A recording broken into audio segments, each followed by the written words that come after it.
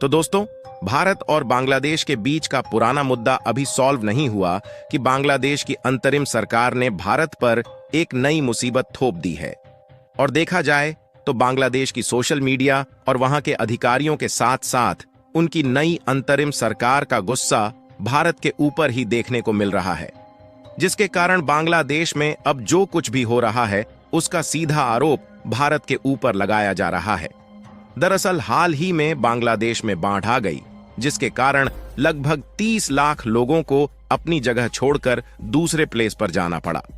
लेकिन बांग्लादेश की नई सरकार और वहां के अधिकारी भारत के विरोध में इतना ज्यादा जुट चुके हैं कि इसका सीधा दोषी भारत को ठहराया जा रहा है।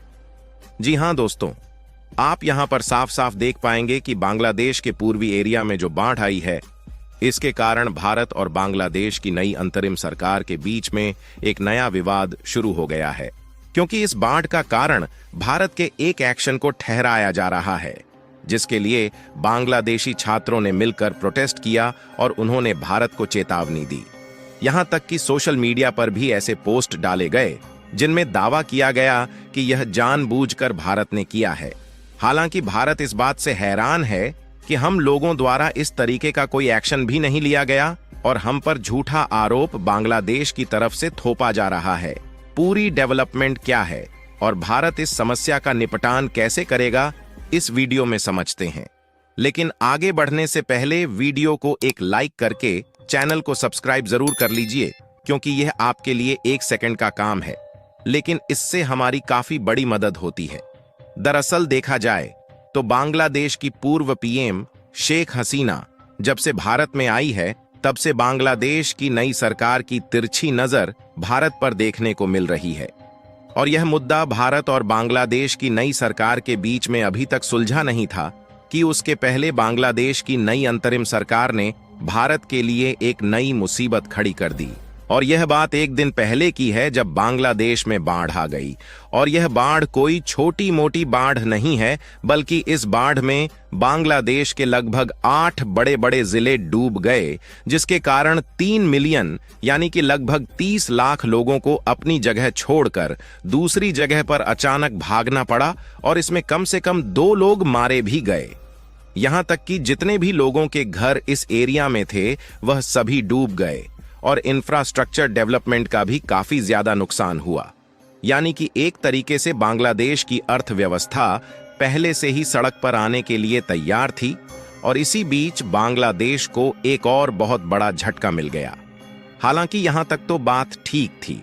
लेकिन बात तब बिगड़ती है जब इसका सीधा आरोप बांग्लादेश की सोशल मीडिया, वहां के स्टूडेंट और साथ ही नई सरकार की तरफ से भारत पर ठोक दिया जाता है। लेकिन भारत ने ऑफिशियली यह बात बताई है कि बांग्लादेश की तरफ से झूठा आरोप लगाया जा रहा है और हम लोगों की तरफ से कोई भी इस तरीके के डैम नहीं खोले गए हैं जिससे बांग्लादेश में बाढ़ आ गई है। लेकिन बांग्लादेश के ज्यादातर लोग और वहां की नई सरकार भारत के विरोध में इतना ज्यादा गिर गई है कि शायद भारत की यह बात भी उनको झूठी लग रही है।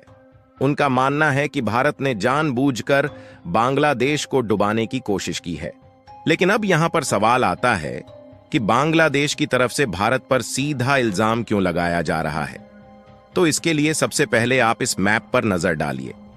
यह है हमारा भारत देश और यहां पर भारत के बीच में मौजूद है बांग्लादेश और यहीं पर बांग्लादेश के पूर्वी साइड में भारत का त्रिपुरा राज्य मौजूद है।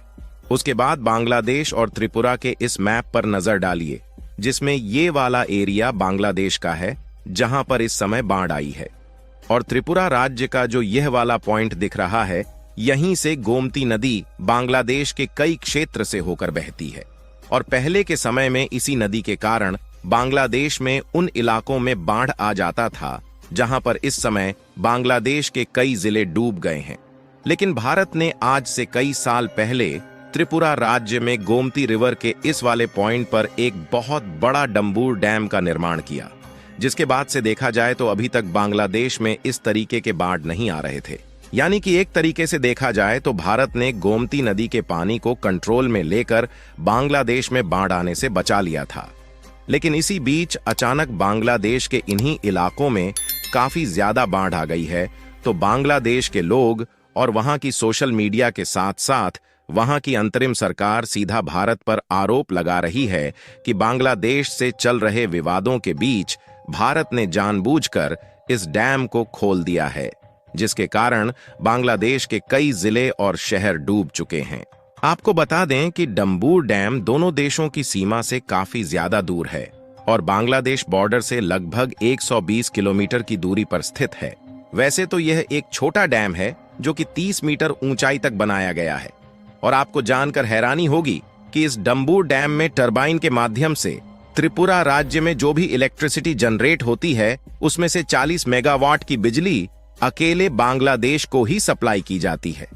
जिसके कारण भारत ने भले ही बांग्लादेश को यह बात बता दिया है हमने इस तरीके के कोई भी डैम नहीं खोला है जिससे बांग्लादेश में बाढ़ आ जाए, फिर भी बांग्लादेश के अधिकारियों का इस बात पर शक है कि त्रिपुरा में भारी बारिश के कारण इस डैम पर हाइड्रो इलेक्ट्रिक प्रोजेक्ट से खुद की बिजली जरूरत को पूरा करने के लिए भारत ने इसका कोई बड़ा गेट खोल दिया है। हालांकि यहां पर बात साफ है कि बांग्लादेश की नई सरकार की तरफ से भारत पर झूठा आरोप लगाया जा रहा है, लेकिन यहां सोचने वाली बात यह है कि बांग्लादेश और भारत के बीच एक विवाद खत्म नहीं होता कि उनकी तरफ से दूसरा विवाद शुरू कर दिया जाता है, क्योंकि इसके अलावा एक और चौंकाने वाली खबर सामने आ रही है जिसने भारत को सोचने पर मजबूर कर दिया। दरअसल आप देख पाएंगे कि बांग्लादेशी बॉर्डर सिक्योरिटी फोर्स ने 5 भारतीयों को गिरफ्तार कर लिया है और उन पर सीधा स्मगलिंग का क्लेम ठोका जा रहा है। दरअसल मवेशियों को बचाने के लिए बीएसएफ की सहायता करते समय बांग्लादेश की फोर्स ने 5 भारतीय नागरिकों को हाल ही में गिरफ्तार कर लिया है और बांग्लादेश की तरफ से इन पर सीधा क्लेम ठोका जा रहा है कि यह 5 भारतीय नागरिक डिफेंस हथियारों की स्मगलिंग कर रहे थे और भारत को हैरानी तब हुई जब बांग्लादेश से इन्हें रिलीज करके भारत देश भेजने की बात की गई। लेकिन जब भारत की तरफ से मांग की जा रही है तो इन पर सीधे तौर पर हथियारों की स्मगलिंग का आरोप लगाते हुए इन्हें रिलीज करने से इनकार किया जा रहा है और पिछले कई सालों के भीतर ऐसा पहली बार हो रहा है जब बांग्लादेश की तरफ से किसी भारतीय नागरिक को रिलीज करने से इनकार किया जा रहा है और भारत की तरफ से अभी भी कोई कंफर्मेशन नहीं दिया गया है कि क्या यह वाकई में स्मगलिंग कर रहे थे या फिर वैसे ही गिरफ्तार करके बाढ़ की तरह झूठी स्मगलिंग का केस भी लगाया जा रहा है। यानी कि जिस तरीके से भारत पर आरोप लगाया जा रहा है इससे यह बात साफ तौर पर जाहिर हो रही है कि बांग्लादेश की नई सरकार भारत से बार बार पंगा लेने की कोशिश कर रही है। फिलहाल भारत की तरफ से अभी भी इन्हें छुड़ाने की पूरी कोशिश की जा रही है, लेकिन देखना यह होगा कि बांग्लादेश आगे चलकर इन 5 भारतीय नागरिक को छोड़ता है या फिर नहीं। बाकी आप लोगों का इसके बारे में क्या सोचना है, अपनी राय कमेंट में जरूर बताइए और इस वीडियो को लाइक करके अपने मित्रों तक शेयर जरूर करें ताकि उन्हें भी जानकारी मिल सके। साथ ही चैनल को सब्सक्राइब करके बेल आइकन को ऑल पर जरूर सेलेक्ट करें। जय श्री राम।